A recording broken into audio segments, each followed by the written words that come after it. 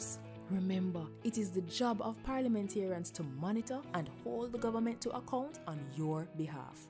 Is not every country gives citizens this kind of power, you know? And at 20 years we have this law, and we barely use it. So access information and mind your business, Jamaica. Visit jampja.org today to see what information we access to make it easier for you to hold the government to account. Let's do our job to make Jamaica land we love, Jamaica land we own, and Jamaica land we run well. A message from the Jamaica Accountability Meter Portal, funded by the European Union in partnership with the Private Sector Organization of Jamaica. Motorists, as Minister of Justice, I appeal to you, obey the road code, pay your ticket on time, and only go to court if the ticket is being contested.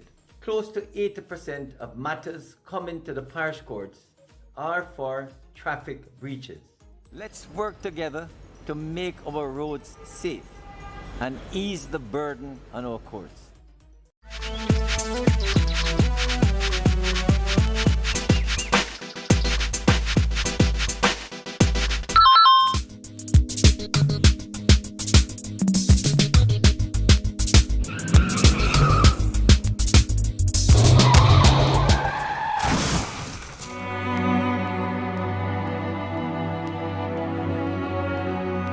Speeding kills. Obey the speed limit. A message from the Road Safety Unit in the Ministry of Transport and Mining. Our pensioners are our society's backbone, and we want to make sure they are cared for. That is why the annual pension exemption and age relief exemption has been increased to $250,000 each. You have worked hard for your country, and we want you to have a little more peace of mind in retirement. Your government is caring for you. The proceeding was brought to you by the Office of the Prime Minister. Motorists, as Minister of Justice, I appeal to you, obey the road code, pay your ticket on time, and only go to court if the ticket is being contested. Close to 80% of matters coming to the parish courts are for traffic breaches. Let's work together to make our roads safe and ease the burden on our courts.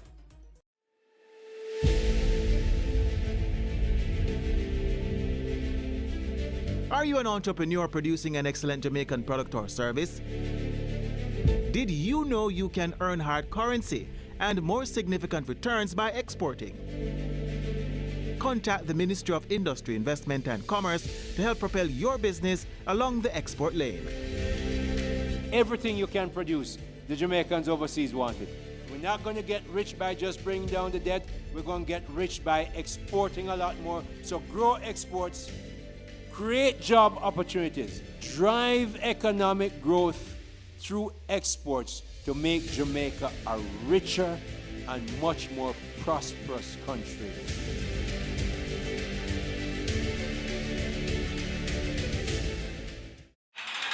The following is brought to you by MOCA, the major organized crime and anti-corruption agency with kind support of NIA and USAID. Criminal minds think they are cunning. The major organized crime and anti-corruption agency have them running. Your friend a shout, come here. Take time running, are we ready for the ops? Drive up on your block, step out now me block, cyber take about your laptop. Pull up every lock, no evidence to drop. We put it in a cuffs and now we have the underground. When you say scam, you better look out for it. When you move corrupt, better look out for it. They say you get wet, look out for it. Look out for it, look out for it. From you say scam, you better look out for it. When you move corrupt, better look out for it. They say you get wet, look out for it. Look out for it, look out for it.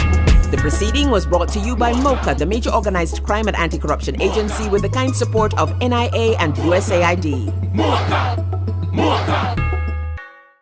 What is the role of a backbencher in government? I'm glad you asked. They're members of parliament who are not appointed to cabinet. So they sit in the back of the legislature and they apply pressure. They examine what government legislates, participate in parliament debates, raise issues and advocate and question chamber when things don't look straight. Backbenchers represent the constituents in parliament. Backbenchers oversee the interests of citizens, you and me. But how can they be agents of government accountability after them no hold no portfolio? And them and a minister? No. So then how can they facilitate government transparency? And the next thing, them and a front bencher. So how them affect me? You see, a lot of work is in committees. So these portfolio-free MPs with less dire responsibilities are more accessible to you and me. So they help with policy, but it helps if we engage them, you see. So they're not just in the back benches, but on the ground, in the trenches. Though in the back of Parliament, we're at the front of their cause. So pause. Find your backbencher at jampja.org. Me, I go show them my way of justice. I'm abused. I need legal advice. I don't deserve this. The truth of the matter is, justice there for all of we. The Ministry of Justice has trained more than 5,600 persons in restorative justice practices. More than 200,000 victims have been supported by the victim services. Legal aid has reached thousands island-wide. Make we talk it out, not fight it out. Call 888 Justice today. Motorists, as Minister of Justice, I appeal to you. Obey the road code, pay your ticket on time, and only go to court if the ticket is being contested. Close to 80% of matters coming to the parish courts are for traffic breaches. Let's work together to make our roads safe and ease the burden on our courts. Cook it up and make we steam it. Fresh so me need it, tilapia a real fish. Cook it up and make we roast it. Farm fresh so me need it, tilapia a real fish. Grow smart at the best part. Food for thought so me have to eat smart. Easy catch, fully net. A tilapia so you don't know what's next. Cook it up and make we fry it. Fresh so me need it, tilapia a real fish. Bring home the best in freshwater fish. High content of vitamin B3, protein and potassium. Tilapia, simple, healthy, delicious. Do your part to prevent mosquito breeding. Mosquitoes will breed in any container that holds water. Tightly cover water storage containers such as drums, barrels, buckets and tanks. If this cannot be done, pour cooking oil on the water surface. Punch holes in all tins, plastics and beverage boxes to prevent the collection of water before disposal. Cover all tires or fill with dirt to prevent water collection. Scrub all vases once per week to remove mosquito eggs. Use mosquito repellents to protect yourself from mosquito bites. Dispose of garbage properly by placing in plastic bags and securing properly to prevent water collection. A message from the Ministry of Health and Wellness. Dengue is ordinarily a mild disease. Persons may get a fever, headache, joint and muscle pains. The illness is often resolved through rest and adequate hydration along with paracetamol to treat the accompanying fever. However, on occasions the illness can progress to severe dengue, which can result in organ failure, bleeding and severe fluid depletion that can lead to shock and even death. Therefore, it is important for persons who are experiencing fever, vomiting, severe abdominal pain, bleeding under the skin, feeling very weak, or getting confused to seek immediate attention. Let us work together to protect ourselves against dengue. What if I told you that you own thousands of acres of land, more than 100 companies with over 100,000 employees and billions in the bank? Well, I have news for you. You do. Jamaica belongs to you, and you need expert protection to safeguard those assets for your future, your children, and your children's children. And you already have it. A key protector is our Auditor General, whose role is outlined by the biggest, baddest law in all the land, the Constitution. The Auditor General's main job is to examine the financial reports of all public entities to ensure that they are accurate and that public funds are used appropriately and effectively to deliver public goods and services without waste, theft, and mismanagement. Here's how it's done. A team of highly trained auditors reviews and verifies that the right amount of money is spent on only what's approved in the national budget and in accordance with the laws and policies that protect public resources. Now, the right amount of money can be spent on the right things and Jamaicans still no benefit. So the Auditor General assesses the outcome for programs and projects as well. Audit reports will also contain recommendations to improve the operations of the audited entity, and the findings are submitted to the Parliament's Public Accounts Committee, the PAC. Every year, an annual report is submitted by December 31. Both government and opposition MPs serve on the PAC, and they summon public entity managers to answer questions so that they and the public, the real owners, yes, you, can understand what went wrong and how to prevent a recurrence. What are some things that can and do go wrong? Cost and time overruns, missing financial reports, unreported losses, unauthorized spending, unsupported payments, unlawful contracting, undisclosed conflict of interest, and more. Though the AG identifies the abuse of laws and policies, the law does not empower that office to penalize or sanction, but it does empower the Financial Secretary in the Ministry of Finance. It is also the duty of other anti-corruption and law enforcement bodies to grab the baton and investigate to ensure penalties are applied when appropriate. But the AG alone can't watch all. So when things don't look straight, the Minister of Finance, members of Parliament, Cabinet, public servants, and importantly, you must blow the whistle and the AG will look deeper. So this is where you come in, with 4 things you can do to strengthen those who are fighting to protect our future. Tune into PBCJ on Tuesdays for the PAC and mind your business, Jamaica. It's our belongings, but we have to move like we understand that. And next time you hear a news report about the AG, you just left it up to the media. Visit the AG's website at www.auditorgeneral.gov.jm and check out the findings yourself. Then, keep track of how government has fixed the issue or not at www.jampja.org's accountometer. And if you're not happy with what you see, it's your job to contact your employees. It's easy when you visit the MP tracker on jampja.org. This is how we can do our part to make Jamaica land we own, Jamaica land we love, and Jamaica land we run well. A message from the Jamaica Accountability Meter portal, funded by the European Union and UK Aid. Zoom in on the nutrition facts. It there in the table on the side or the back. You fi check out the servings, just do the maths. Not taking too much, finger below the facts. Zoom in on the nutrition facts. It there in the table on the side or the back. Take note of the sodium, the sugars, and the fats. 5% unless you're on the right track. You fi zoom in on the nutrition facts. It there in the table on the side or the back. Vitamins, minerals, and vitamin 2, 20% and more. That good for you. You fi zoom in. Check the nutrition facts. You fi zoom in. Check the nutrition facts. You fi zoom in. Check the nutrition facts. Less sugar, less salt intake, and less fat. You fi zoom in. A message from the Ministry of Health and Wellness, Jamaica Moves, the Heart Foundation of Jamaica, the National Health Fund, and JAP. We want a peace for Jamaica. Yeah. We have to be our brother's keeper. Yeah. Jamaica live good, yeah. I make we enjoy life. What we feel safe at night. Jamaica live good. I better you and I. No say we future bright. Jamaica live good. Come together as one. I make the violence the one.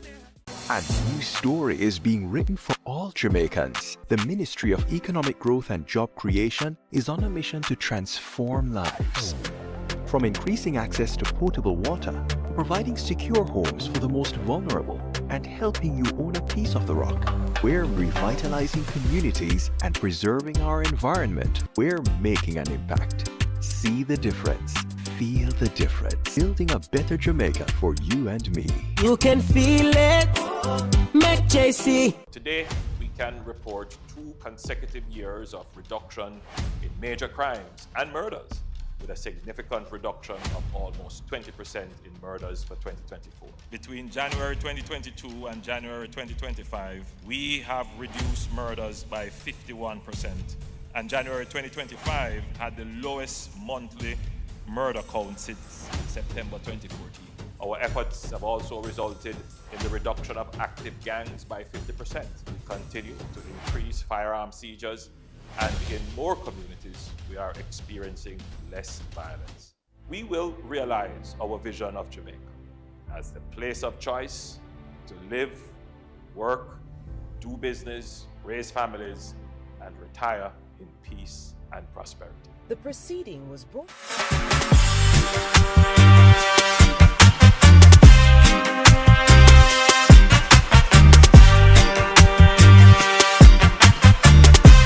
Is Thursday, May 29, 2025. And last week we did it on a Thursday, and this week we're doing it on a Thursday again, but that's not our trend. Wednesday is our usual day. There are a lot of very important individuals in the room today for me to acknowledge. There is one very special individual who is on his way, and I will acknowledge him and we will announce him when he does come. And so in the room with us, we have the Honourable Dr. Horace Chang, Deputy Prime Minister and Minister of National Security, Senator the Honourable Kamina Johnson-Smith, Minister of Foreign Affairs and Foreign Trade. We have Senator Abka Fitz-Henley, our Parliamentary Secretary in the Office of the Prime Minister, Ambassador Alison Stone-Roof, Permanent Secretary in the Ministry of National Security, Ms. Jennifer Griffith, Permanent Secretary in the Ministry of Tourism, Dr. Kassan Troop, Permanent Secretary in the Ministry of Education, Skills, Youth and Information, Dr. Kevin Blake, Commissioner of Police, Brigadier Markland Lloyd, our Acting Chief of Defense Staff, Dr. Velma Ricketts-Walker, the Commissioner of Customs. We also have Colonel Desmond Edwards, Director General of MOCA, Ms. Terry-Ann Thomas-Gale, our Acting Chief Education Officer, Ambassador Sharon Miller, Chief Technical Director in the Ministry of Foreign Affairs and Foreign Trade. There are many members of the media here with us, Jamaicans at home and abroad. A wonderful Thursday afternoon greeting to all of you. And as you've heard those names, it means that it's a big day and we have big things to say. But as always, as we start our post-cabinet press briefing, we do a few good news stories, and there'll be few today because I can't go through the 10 pages that I have. So the first one, as always, and every single post-cabinet press briefing, and DPM and Commissioner of Police know this, every single press briefing, I note the decline in murders at the very start because it is such a big deal that every single press conference that we have, I note it. And murders are down. 43% is what I believe is the last number that we had. And again, we have to celebrate that. I spent my day in Central Kingston today, and I was with some police officers, and all of them were quoting their numbers. And they are very excited about what has happened. They spoke about the increased equipment that they've gotten, the support they feel, and how committed they are to continuing to bring the numbers down. And so this is not just accident.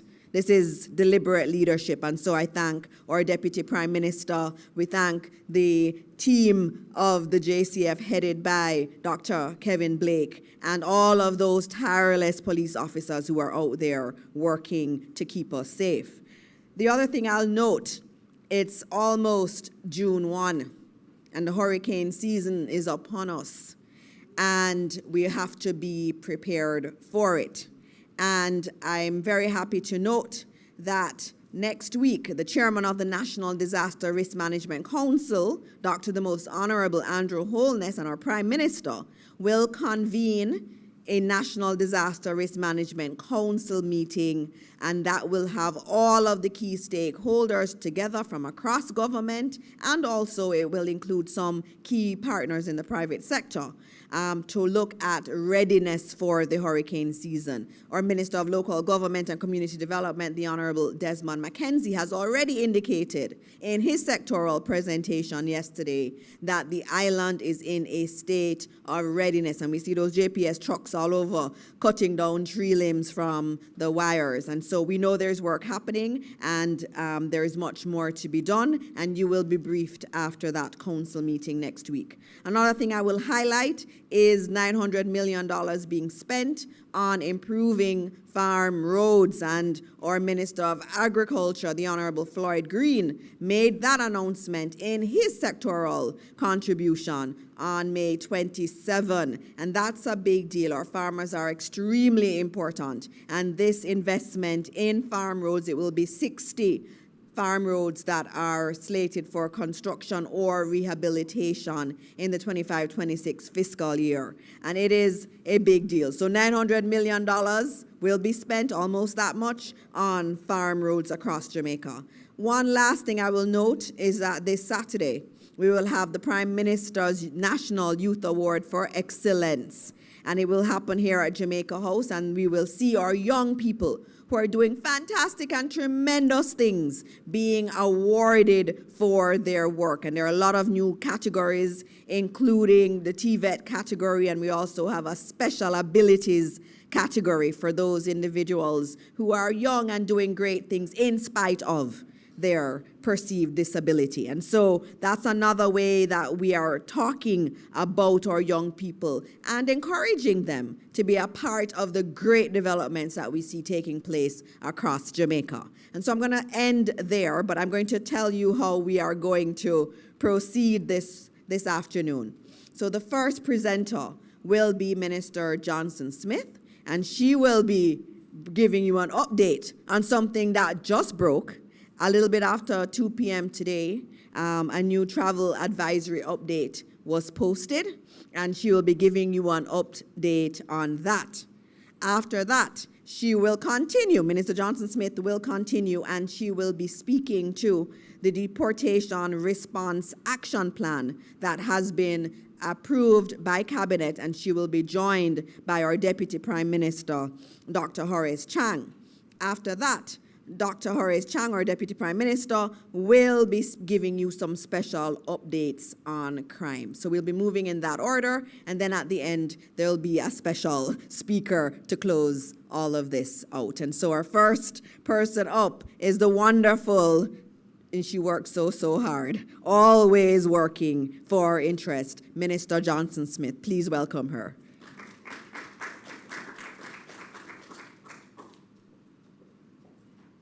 Thank you so very much, Minister Morris Dixon. Allow me to greet you, Deputy Prime Minister, Commissioner, Brigadier, Commissioner, Commander, all our dignitaries here today, permanent secretaries, of course, members of the media, members of the public joining us, my colleague, Senator. It is a good day for Jamaica. This is not mine. This is yours, Dave? Okay. Just distracted me. Thank you. That's very kind of you. Thank you. It is a good day for Jamaica. It is a good day for all of us here. It is a good day for Jamaica. And on behalf of the government of Jamaica, I'm very, very pleased to welcome the recent update to the travel advisory published by the United States Department of State.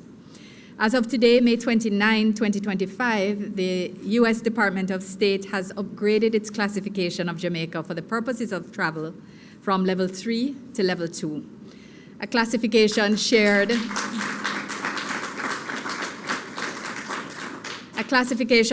by many much larger and more developed countries than ours.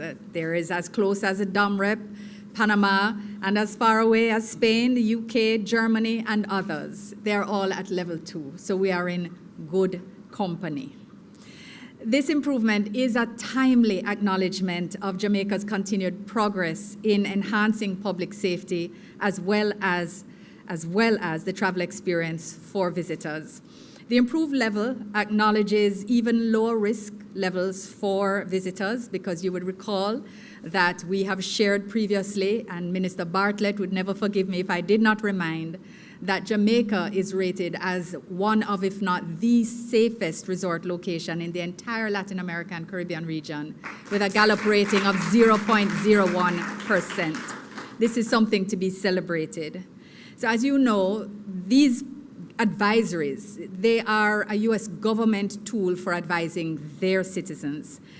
They provide their own public guidance, and they are reviewed regularly. At level 2, we understand that those reviews take place annually. So this review will be with us for the next year.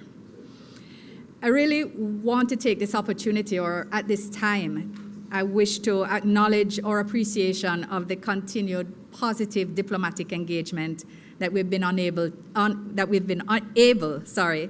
undertake with our U.S. partners, and we remain committed to working through the challenges with them together.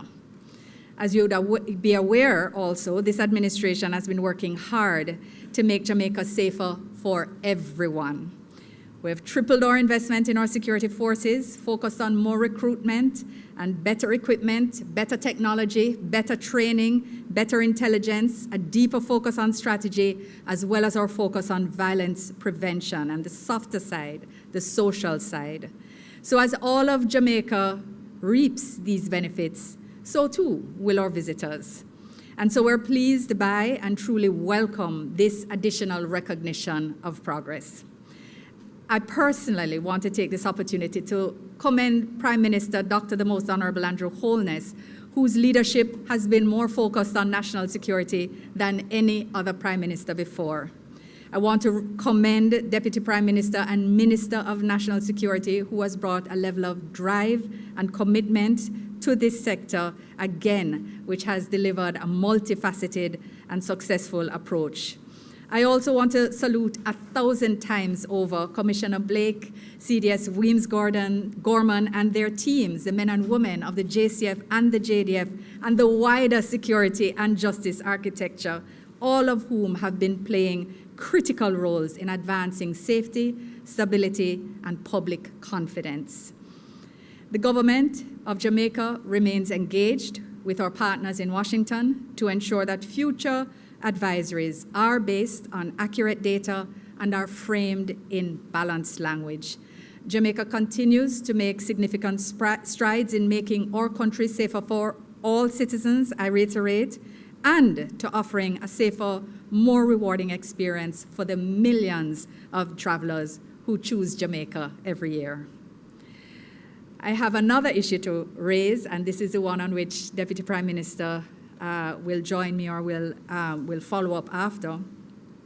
And I must say that DPM and I share a particular relationship because of our cooperation and partnership, the links and the interconnectedness between foreign affairs and the international partnerships that support our national security efforts. You would be aware, I understand our special guest is joining us. Welcome, Prime Minister, Dr. the Most Honourable Andrew Holness. Welcome, sir. I just commended you for your leadership, by the way, and indicated that you have given more focus to national security than any Prime Minister before, and we are certainly reaping the benefits of same. So thank you for your leadership, sir. We recognize that yesterday there was a headline in a particular publication which generated significant public interest, stating that 4,000 Jamaicans were to be returned. Allow me to be clear that 4,000 Jamaicans are not being returned now. For some time, it has been in the public domain that the U.S. authorities had close to 4,000 persons in their records with final orders for deportation against their names. It is now our understanding that approximately 2,500 have been confirmed for removal over a period of time, to be determined by logistics, their own legal processes, and other factors. The return of Jamaican nationals is not a new development. It is not a new phenomenon. For decades, Jamaica has facilitated the repatriation of its citizens under established international arrangements. We receive our citizens when they are returned to us. Just as we expect, and we do, repatriate foreign nationals who commit serious crimes or breaches of our immigration laws, we respect the right of other countries to so do. As immigration policies continue to evolve globally, the government remains committed to honoring our international obligations while safeguarding national security and public safety. To support our returning citizens, recognizing that returnees or deportees, depending on the term that you wish to use, involuntary return migrants, if you work at my ministry, The government has expanded the National Reintegration and Rehabilitation Strategy. On May 5th, Cabinet approved the establishment of a National Technical Working Group on voluntary and involuntary migrants, recognizing that not only is the grouping not homogeneous in and of itself, we now have a subgrouping of those who are returning of their own motion, determining the circumstances in the U.S. to not be where they wish to remain, and those who are being returned, those who have the decision made for them. This technical group is chaired by the Planning Institute of Jamaica. Oversight is provided by the Ministries of National Security and Foreign Affairs and Foreign Trade. And the technical group comprises several ministries, departments, and agencies, as well as civil society partners. Its mandate is to coordinate reintegration services and to ensure that returnees are supported in a structured, sustainable manner. And this includes on their reception, verification, health checks, security, vetting, and access to social and legal support. Where necessary, and I say this to citizens who are particularly concerned about those who return with serious criminal antecedents, monitoring and detention measures are in place. They will be applied. Again, stakeholders play key roles in helping us as partners in this reintegration and return process. And undoubtedly, there will be further updates on these matters. Jamaica remains committed, and the government remains committed, together with our partners, to treating all returnees with dignity and fairness while upholding our national security interests. The public will continue to receive updates from the relevant ministries as developments unfold. I wish to now invite Deputy Prime Minister, Dr. the Honourable Horace Chang, to continue this intervention. Thank you, my colleague, Minister John Smith. But allow me to recognize the entry of the Prime Minister and my leader, Honourable Horace. The protocols have been gone through. Recognize the full team of the Ministry of National Security is here, our Commissioner of Police, Brigadier Lloyd, Head of MOCA, the Colonel Edwards, and of course the Commissioner of Customs, who is now not only our Chief Revenue Collector, but a part of the Security Council for a reason that we'll mention as we proceed. Our Permanent Secretaries, and of course Minister Dennis Morrison, who chairs the event this evening. Indicates a day of some good news, and the Minister have indicated clearly and led on this issue, especially the impact of our travel advisory. But I will proceed on some other activities which are very good news today. As of today, the homicide rate in Jamaica is 43 points. The murder rate is 43.3% below what it was last year. That means we have reduction of some 210 murders compared to the period last year, that is January to May. This will be the lowest rate of homicide in Ireland since 1991, some 35 years back.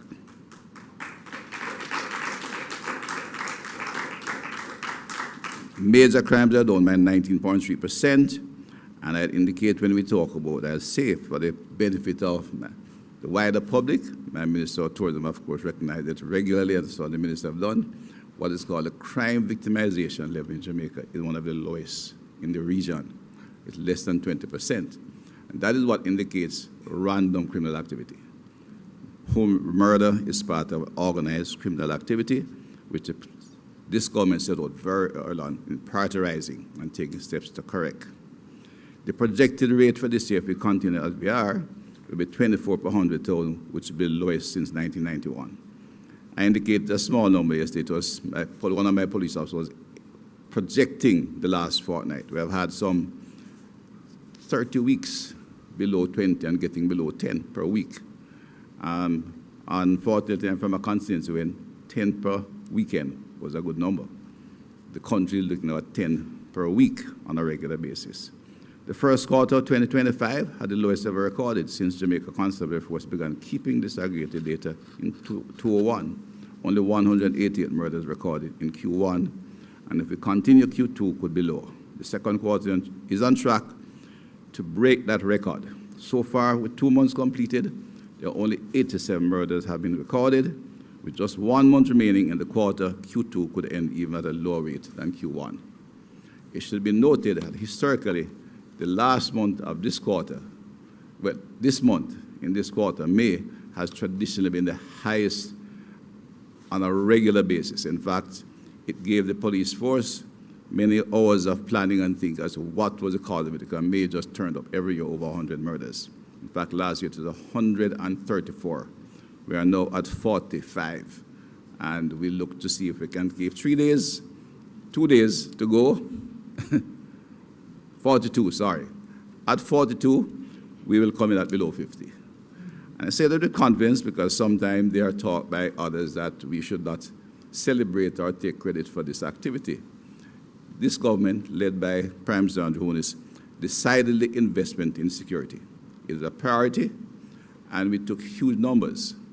Given the socio-economic state of the country, the face of COVID and other activity, we still found over $50 billion to invest in security. In any democracy, with our socio-demographic conditions, that money could have been directed into what you might call popular issues. But we thought the public safety, public order, and the safety of Jamaicans, saving Jamaican lives as a priority. And we understood clearly and stated it very early. Public safety and public order is a foundation on which we can build a strong, healthy economy and a healthy society. And therefore, we made the investment, and we are getting the results.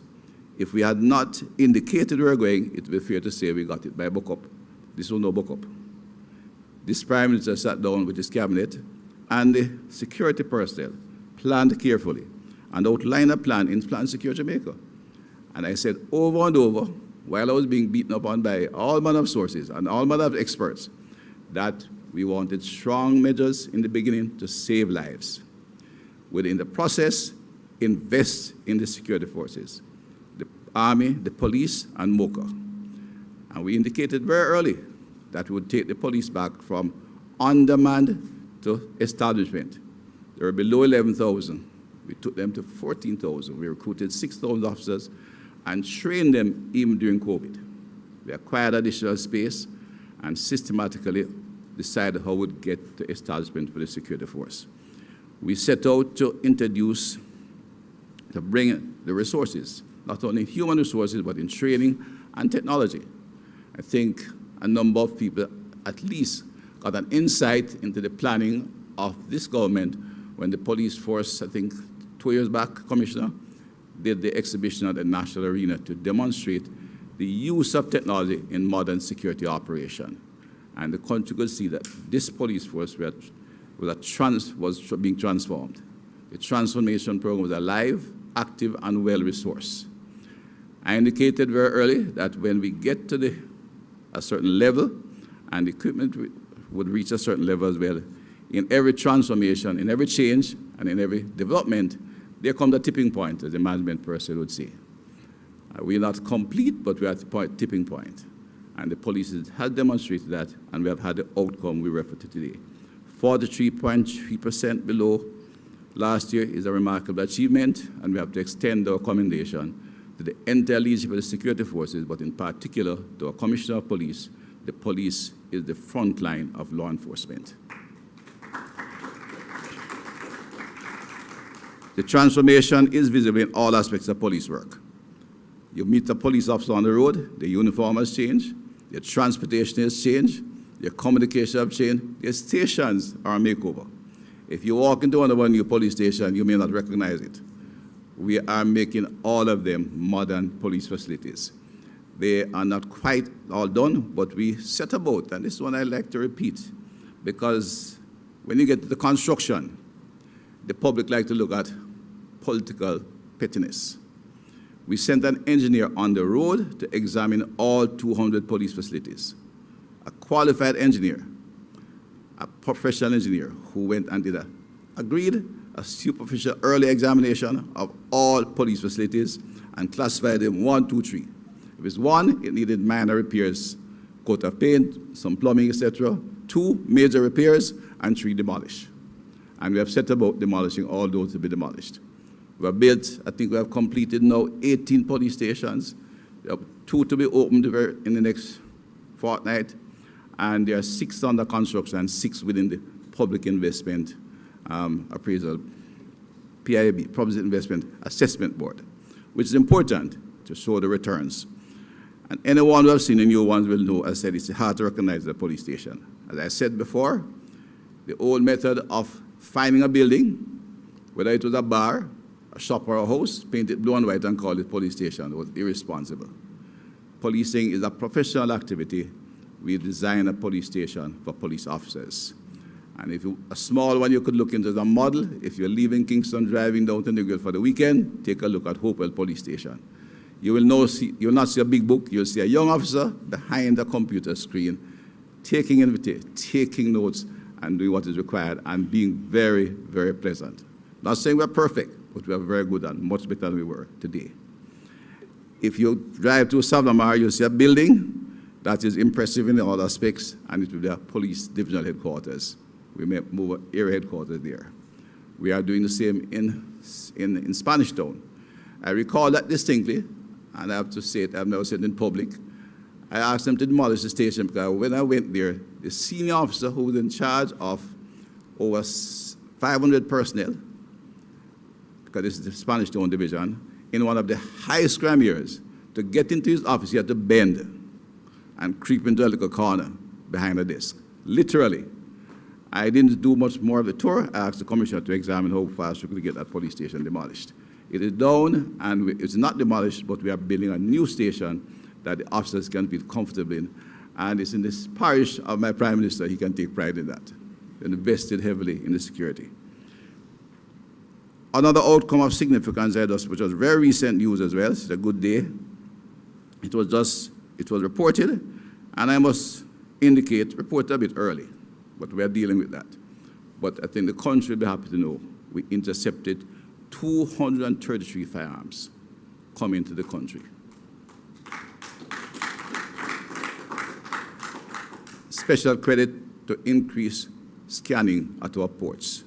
And again, it was the Prime Minister who introduced the Commissioner of Customs as part of our National Security Council, and has had the Customs working in tandem with our security forces, but applying all their knowledge and security, as well as they are responsible for the customs area to intercept those who seek to disrupt our society in all contraband, but in particular arms. And we do receive good cooperation from our partners, but in this shipment, there were 233 firearms.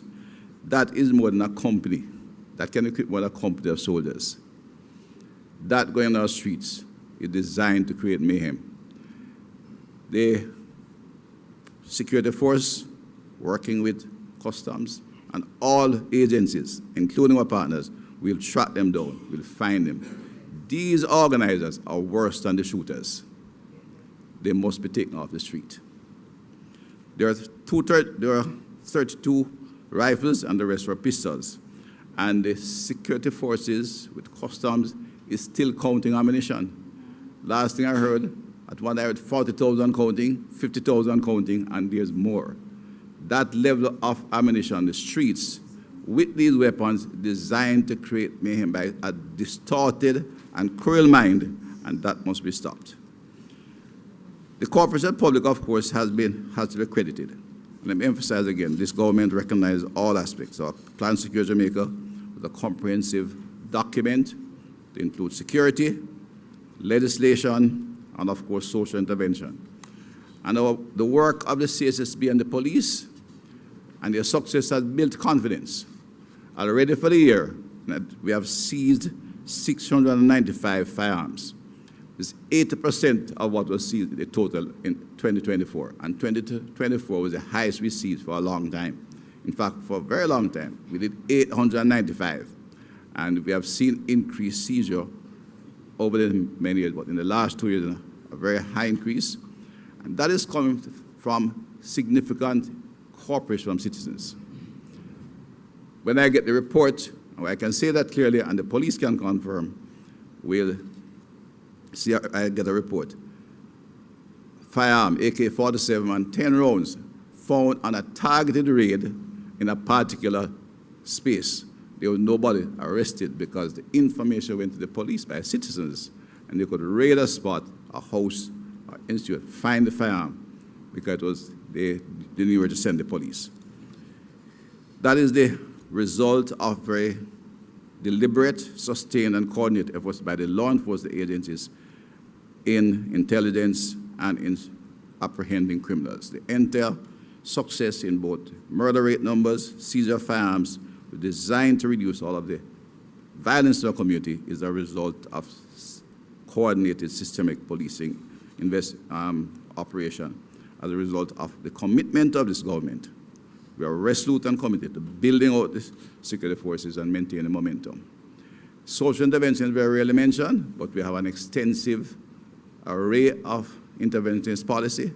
The zones of special operation, very rarely alluded to by those who like to criticize, is a piece of legislation designed to provide security and bring social transformation. As we reduce the homicide rate, take the guns off the street, this Prime Minister will seek to scale up that operation to restore hope and quality of life to our challenged communities. The impact of this, of course, and it was always a reason, and I will not be going into it, is that we can see improvement in our travel advisory, just to confirm that. As we improve our security, the investment will increase, not only in tourism, but in all aspects of life. Small business people in challenged communities begin to invest, whether it's the bill shops, barber shops, hairdressers, all benefit, and this government is committed to ensure that we will have a safe community, public order will be good, and all Jamaicans can share in the development of our country.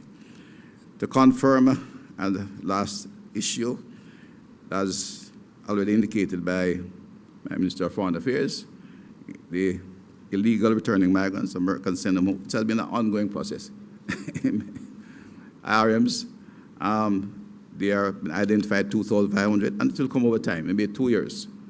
We are used to getting one ship, one plane load every month. So it's not new for us, and based on our cooperative agreements, it has been a smooth activity and has not created an issue, and we continue that. In 2023, we had 655. In 2024, we had 814. We're on 331. We have transition accommodation. A number may come without any connection. We take steps to ensure our citizens, when they come home, will welcome, and we look to how to will identify the challenges and deal with it appropriately. Yes, there are those who might come with a record. We'd also deal with that. In fact, we're looking at how we can introduce not only continuous police monitoring, but we are introducing very soon electronic tagging, so those who might be challenging to us, we find them. The police is involved in it. It is the returning of illegal arms from the United States is not something that just happens ad hoc. We have a system in place, technical working group outlined by the Minister of Foreign Affairs, so we can keep track of all personnel coming. Those who are just breaches of Immigration Act, we seek to help to readjust their settlement here and have them settle smoothly. Those who are involved in crime, we treat them as is required. So that is why I outlined the recent developments in the area of security. I want to thank all of you, and you'll hear from my leader and Prime Minister shortly on a broader scale, who has set the policy framework in which we operate, that we can get the success we enjoy today. Thank you. Thank you. Thank you very much, Minister Johnson-Smith. Thank you very much, DPM, for your comments. And DPM, while you were speaking, the Commissioner of Customs gave us some final numbers that she had. She had 74 rifles were recovered, 159 handguns, and over 40,000 rounds of ammunition. That's really great work, and we thank all of you for the work that you're doing, and obviously this is the result of the investments that have been done into our security apparatus. And so with us, while the ministers were speaking, you would have heard that the Prime Minister, our Prime Minister, Dr. the Most Honourable Andrew Holness, joined us, and he is here on this very, very wonderful Thursday afternoon, a Thursday afternoon with a lot of good news, and he is here to put all of that into context. So please welcome our Prime Minister, Dr. the Most Honourable Andrew Holness. Thank you, Minister. Ministers of Government,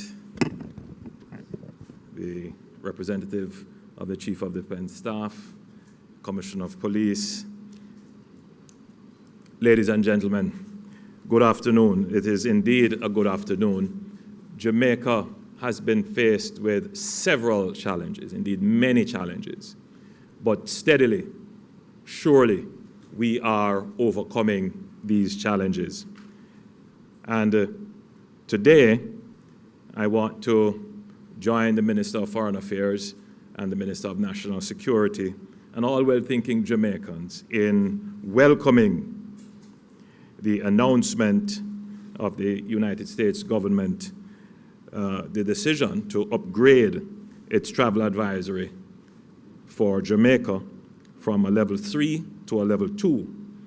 This is significant for Jamaica, and it is indeed an encouraging development, one that reflects the hard work and commitment and discipline that this administration has brought to bear in matters of national security and foreign affairs.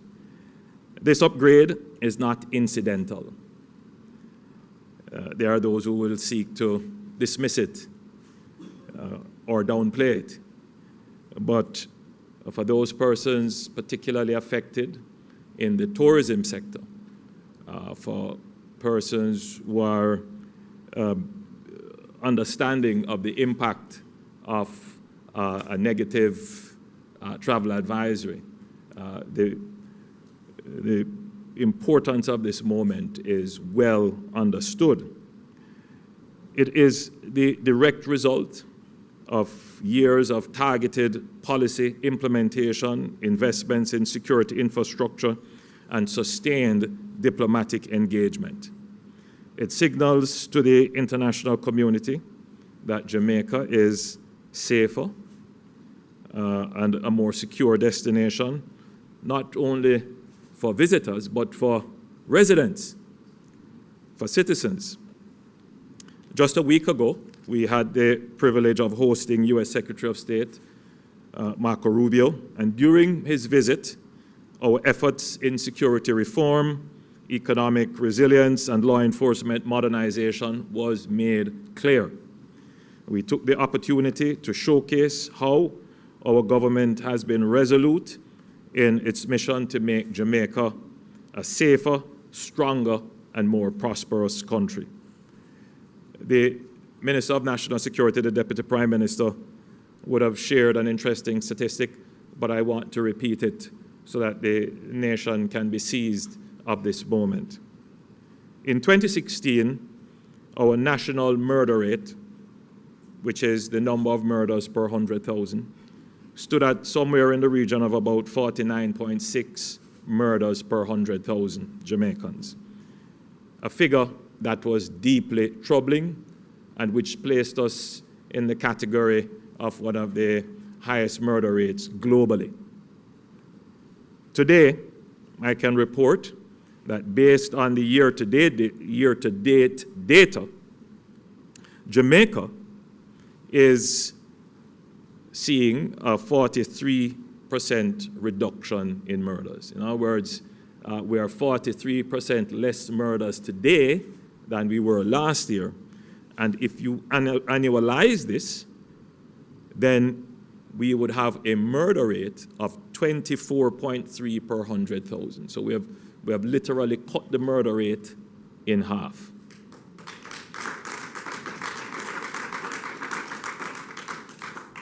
Murder is used as for Jamaicans at least, the metric for judging safety and security within the country. And if that is the metric, then clearly this administration has done a fantastic job in cutting the murder rate significantly. And when you look at the statistics, the last time that we were this low would be in 1991, almost 35 years ago. So it is an amazing achievement by all or any measure at all that we have managed to achieve this. This is not by chance.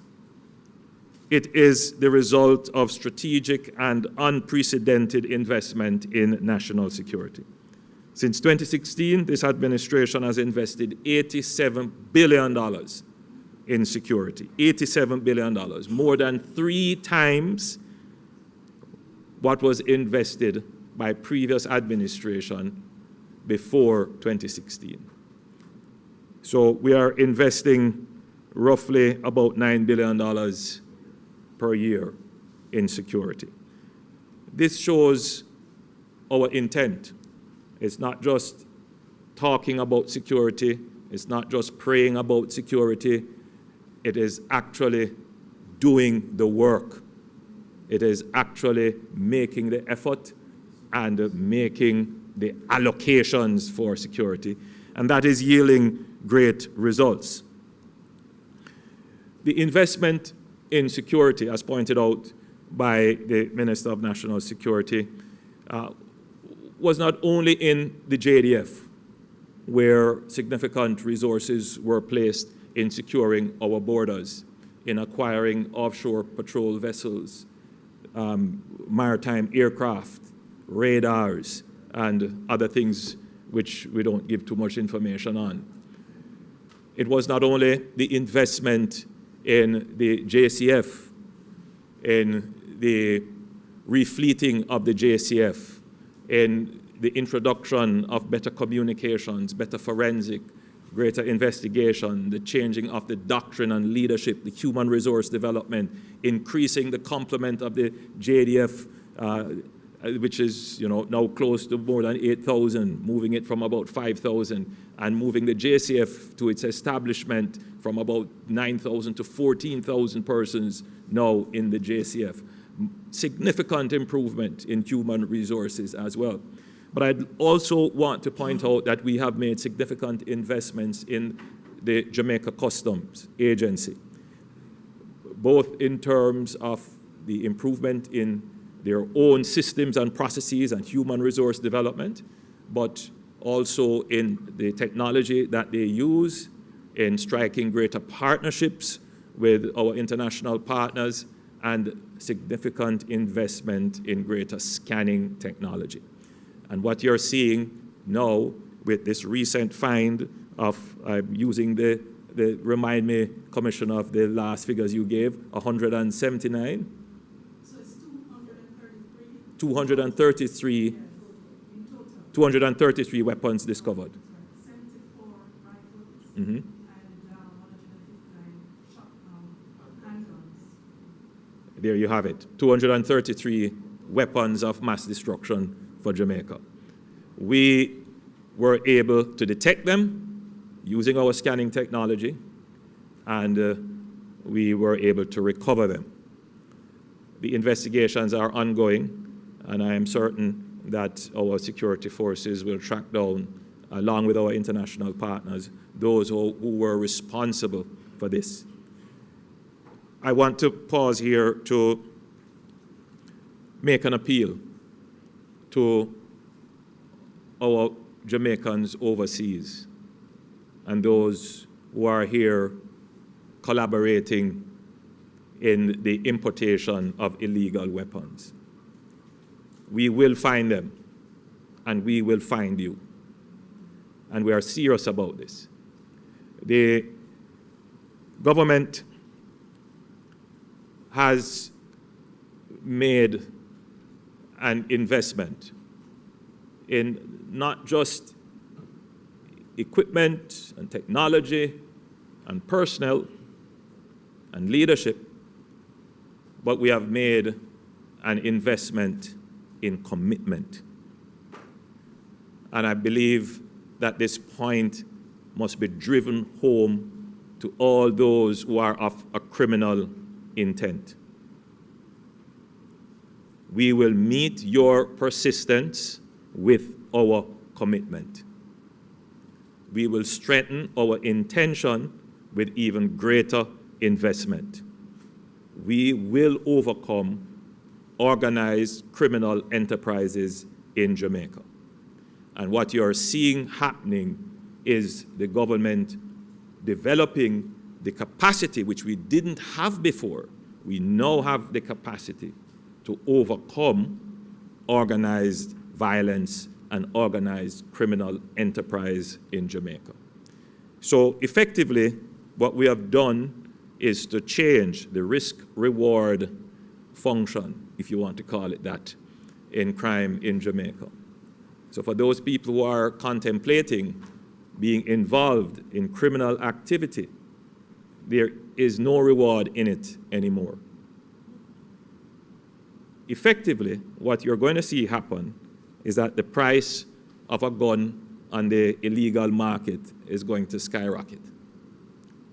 But more than that, the risk of trying to import an illegal gun has increased.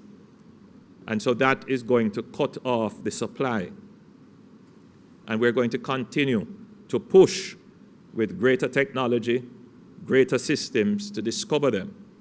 And we're going to continue to push against the criminals who continue to organize crime. And we expect that we will be able to sustain this reduction in murders in the coming years and to make Jamaica the safe place that we know it will be. We have always said that if we were to reduce crime, you would see a significant increase in our GDP. Well, you're going to see that now. You're going to see, first of all, an increase in tourism. You're going to see a change in the nature of the tourism that we have. Immediately, you're going to see Jamaica becoming a place for conventions, a market which we had a foothold in, but not a strong foothold. Now we have the ability to market ourselves in this way. But more than that, Jamaica then becomes a place for community tourism because persons who would like to visit, they hear so much about Jamaica, but the travel advisors say, don't go here and don't go there. And who are the people making it impossible for us to develop the potential that we have in community tourism? It's the organized criminals preventing you from realizing your natural asset and true potential. So it is in our interest as a people to support the government's thrust in getting rid of the gangs and the organized criminals so that we can truly embrace this new Jamaica that is dawning and emerging for us to recognize and fulfill our true potential. But now is not a time for us to become celebratory, lest it leads to complacency. The violence challenge that we have, the crime problem that we have is multifaceted, and we have only dealt with one dimension of it. Granted, it is the main dimension of the problem, which is the organized nature of violence that we have in the country, the organized institutional violence, and that's what we're dealing with. But there is still what I term the social violence, the use of violence as a means of social interaction, the use of violence to resolve conflicts, the use of violence to discipline children, the use of violence in intimate partner relationships, and the use of violence to solve neighborly conflicts. We just saw yesterday a disturbing video of two neighbors in a conflict. One ended up being shot and killed. And as we reduce the murder rate and we reduce the organized violence, the social violence becomes now the center of focus and activity. But we long knew this. And so within our plan, Secure Jamaica, we had a strategy of how we're going to deal with this issue of social violence. And that is why we empaneled and had a long study headed by Professor Maureen Sams-Vaughan, and she has produced the report. The report is in the possession of the government now. We will bring it to Cabinet shortly, and once Cabinet has reviewed it, then it will be tabled in Parliament. This report, we hope, will trigger a national conversation about who we are as a people and why violence has become such a featured part of our national profile. And how are we going to change that? I mentioned violence in the disciplining of children, violence in just average general public interactions, violence in intimate partner matters, violence in family matters. Why is it that violence has become such a central feature in the Jamaican profile? And we have to change that. So this report, I'm hoping, will trigger certain actions. The government has already contemplated certain actions that we will have to take, particularly dealing with how violence is dealt with in the schools, how violence is dealt with at home, and how violence is dealt with our women and girls. We saw this really disturbing road rage incident, if you can call it that, where a nurse was terribly abused. And we then saw the brutal rape and, the brutal killing of a 9-year-old girl a few weeks ago. So these are all issues that the nation now has to focus on if we're going to truly keep this murder rate down and get to what we have always said, the regional average and below. The regional average is 16 per 100,000. There was once a time in Jamaica when our murder rate was 3%. Yes, in the 1960s. And we can get back there, right? This is not us. We have come to accept it in our music, we talk or we interact with each other, but this is not us. And we are now right on the cusp of correcting these age-old problems. And for those who are still skeptical, let me point out to you that Jamaica has been very successful in treating with the subject of violence. You may not reflect on it this way, but if I were to put it to you in the way in which I'm about to, you would probably understand. Between 1970 to the early 1990s, Jamaica struggled with political violence. But the country took instrumental action with legislation and institutions, and civic society rallied as well, and we were able to conquer this issue of political violence. Political violence is no longer a feature of our democracy. In the same way, we can conquer social violence. And it will require legislative changes, it will require institutional changes, and it will require a strong partnership with civil society to finally put this behind us. If we accomplish this as a nation, we are well on our way. We are right at the inflection point. So if we solve the fiscal issues in the economy, which we have built resiliency in the economy, which we are now doing, and then we solve the issue of violence, ain't no stopping us after that. So we are on the move, Jamaica. We are on the move. So I just thought that I would place all of this in context for the nation to appreciate where we are in our state of development. Thank you very much, ladies and gentlemen.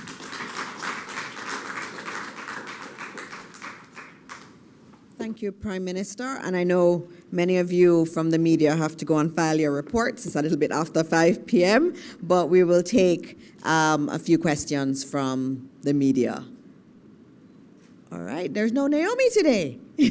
All right. So please remember to say your name and which entity you are with. Good afternoon. My name is Liveran Barrett. I'm with the Gleaner Company. I'm with the Gleaner Company.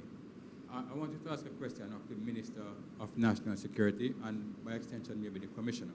And I also have a question for the Prime Minister. In relation to the Minister of National Security. Minister, can you indicate whether or not the operations yesterday in relation to the guns, can you say where they were shipped from, where in Jamaica they were headed, and whether or not there has been any arrest? That's one. And then for the Prime Minister, there has been some claims that the MP Donovan Williams has acknowledged that the company at the center of the drill issue, that he is holding some shares on trust. He has not said who he's holding the shares for.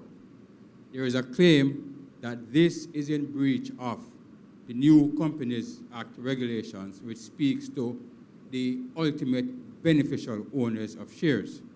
I wanted, Prime Minister, against that background, if you have sought an explanation from MP Williams as to why he is refusing to say who he is holding the shares for, given the concerns that it might be in contravention of the law. Those are my questions. All right, DPM, you want to take the first question? I figure it's a very sensitive investigation, but you can say what you can. I'm not taking the Commissioner. We would not answer that question at this stage. This kind of activity is at a very sensitive stage of investigation. There's 2 days out, and we have to do much more to find the individual. The more we talk about, the less likely we are to find them. So we keep it still quiet. In fact, too much information has already gone out. All right. Laverne, I preface my answer to say, please accept the answer I'm going to give you, which is that MP Williams has advised me that he has filed suit on the matter. And so I'm very cautious to speak on these matters that are before the court. All right. Good afternoon, Mahiri Stewart from Nationwide News here. Question to the Prime Minister. The opposition PNP has given the government, I believe, a 72-hour ultimatum to rescind the appointment of Dennis Chang and his appointment to the FID. My question is, what's the government's response to that call? Would you, PM, I can take that too. All right. Just to note, and I got some questions from other members of the media in relation to that appointment. Every single senior appointment in government goes through a process. There is a process that we go through. The position is advertised, individuals apply, there is a panel that's put together that shortlists candidates, and then there is an interview process that takes place, and there is scoring. The members of the committee score each of the persons, and then they make a selection. So there is a process that would have been followed. And from all the information I've been given, that process was followed.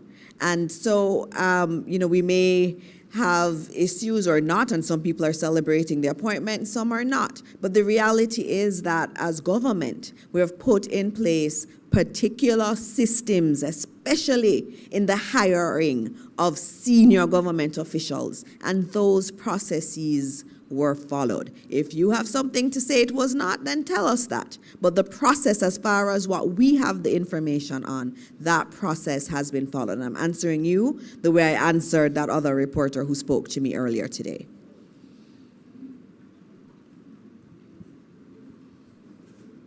Anthony Lug, Television Jamaica. Commissioner Dr. Horace Chang, the reduction in murders coincide with the increase in police fatal shootings.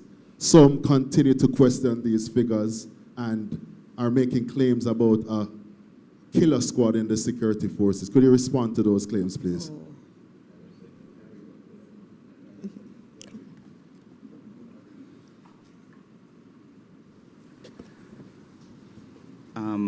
You mentioned inner squad. I don't know from where that comes, right? But that's absolutely not how we operate. We have no such thing. As a matter of fact, the JSAF of today, if you notice, there's no one individual, there's no one formation, there's no one name. The name brand policing era has gone. What you hear is a Jamaica Constabulary Force. Thank you. Secondly, I went at length in one of my articles to outline the various oversight bodies around the JCF. And I must say that we probably have the largest number of oversight body in any police organization in this side of the world. It means, therefore, the things that sometimes people say, it defies logic. It defies logic. We just have a seizure of 233 weapons, over 40,000 rounds of ammunition and counting. I don't know what we think those things were for. This is what my men and women are up against every single day. Every single day. We have a country where year after year we have over 1,000 people murdered on our streets. These are the guys with the brains that tell them that it is good to murder someone on camera in broad daylight. These are the same guys using the same brain when we tell them, if we are coming for you, lay your weapons down. But it surprised some of us sometimes that these persons would not turn their weapons against the police force, members of the security force. And so I find it difficult for us not to understand what is logical and quickly push something that is as illogical as that. With the level of oversight that exists within the JCF, even if we had the intention of doing what some people say we would do,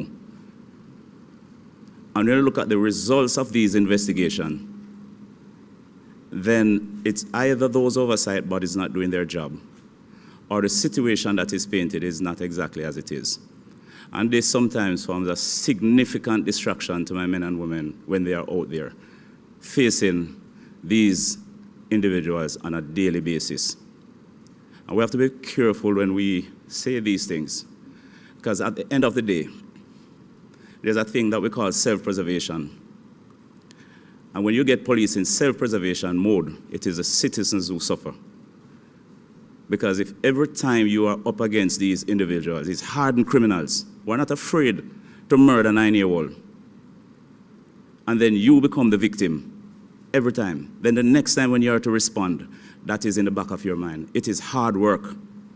It is hard work to remove that level of doubt from my members, to give them the confidence to go out there and face these challenges every day. And so we can't do without that type of narrative. Thank you very much. Thank you. Thank you very much. All right, thank you, Commissioner. Okay. This question, Mahir Stewart from Nationwide News. One more question. So 33 guns have been seized, which means 33 hands are now empty that were expecting to have those guns and commit. No, it's more than that. Let me give you the numbers. Oh, I'm going to give you the numbers again. 74 rifles, 159 handguns. Yeah, so 233 guns have been seized, which means those are 233 hands that don't have those guns that would have if it wasn't found. In terms of the history, where does this rank among gun finds so far in Jamaica's history? And how much do you think this will play a role in the reduction in murders and major crimes you've seen so far? Well, it is certainly, I'm tempted to say it is the largest. It is the largest, still doing our checks, we believe so. So I'll be cautious and say it is certainly one of the largest that we have seen. Certainly one of the largest. And as the Minister rightfully mentioned, so far this year, so last year was a record-breaking year in terms of firearm recovery, 833. So far this year, or only 5 months in the year, we are 83% of the total figure for last year. And these are not only by large seizures like this. This is actually police facing people in the communities and disarming gang members in communities. And so the work, these are the manifestation of what is happening by our men and women out there on the street. Thank you. Thank you. An important point to be made. A part of Plan Secure Jamaica was to ensure that the organized criminal gangs did not have the main instrument of violence, which in Jamaica is a firearm. And we did several things to achieve this.